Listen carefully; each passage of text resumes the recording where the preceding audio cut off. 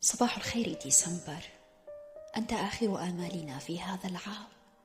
نأمل أن تكون أكثر برا بنا، فقد جار إخوتك علينا، فلتمر أنت بسلام. كن شهرا يحمل في طياته الدفء رغم البرد، شهرا تشرق فيه الأحلام رغم الغيوم. ودع أيامك تمضي خفيفة على قلوبنا وكأنها عناق ناعم من الشتاء.